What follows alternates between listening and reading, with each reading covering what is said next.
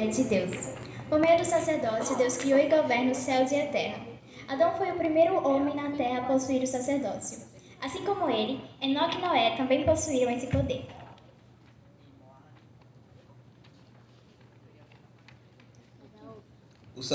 Um homem justo que viveu após Noé e recebeu o sacerdócio foi Melquisedeque. Melquisedeque foi tão justo que o sacerdócio recebeu seu nome e também serviu para evitar a repetição do nome do Senhor. Melquisedeque ordenou Abraão ao sacerdócio e Abraão ordenou outros. Assim, o sacerdócio de Melquisedeque continuou até os tempos de Moisés.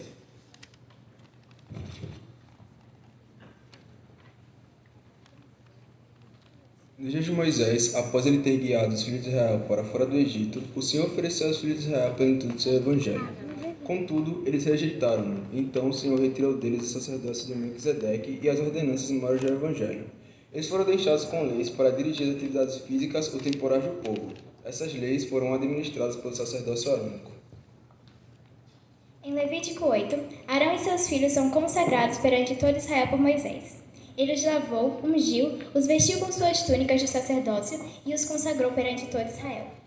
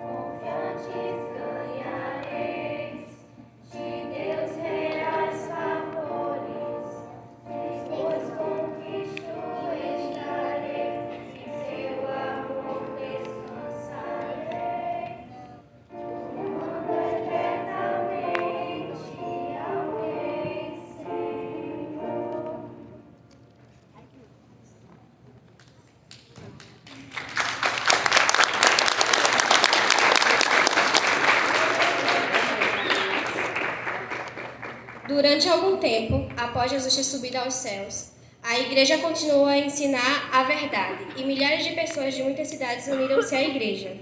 No entanto, houve a época em que alguns que haviam se unido à igreja se recusaram a obedecer às leis e ordenanças do seu evangelho e alteraram-nas para satisfazer seu próprio modo de pensar. Muitos membros, incluindo os apóstolos e outros portadores do sacerdócio, foram perseguidos e assassinados. Com a morte desses homens e o afastamento de outros da verdade, a igreja perdeu a autoridade do sacerdócio. Por fim, o sacerdócio não mais se encontrava na terra e passou por uma grande apostasia.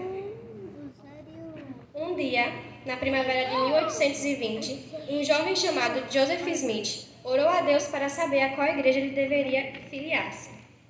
Em resposta à sua oração, Deus o Pai e seu Filho Jesus Cristo apareceram a ele. Jesus disse-lhe para não se unir a nenhuma das igrejas existentes. Por intermédio de Joseph, o Senhor trouxe de volta à terra sua verdadeira igreja e restaurou todos os princípios e ordenâncias necessários em seu evangelho. Ao trabalhar na tradução do livro de Mórmon, Joseph encontrou referências sobre o batismo. Ele e Oliver Calder decidiram perguntar ao Senhor sobre isso. Foram até um bosque orar e receberam a visita de João Batista, que restaurou o sacerdócio arônico e ordenou que Joseph e Oliver batizassem um ao outro. Eles se batizaram. Mais tarde, neste mesmo ano, 1829, Joseph e Oliver receberam o sacerdócio de Melquisedeque. Os antigos apóstolos de Jesus, Pedro, Tiago e João, apareceram a eles e impuseram as mãos sobre sua cabeça e ordenaram-nos. Assim, Joseph Smith recebeu o sacerdócio arônico e o sacerdócio de Melquisedeque. A autoridade do sacerdócio foi restaurada. Aqueles que o possuíam no passado trouxeram o poder de Deus novamente à terra.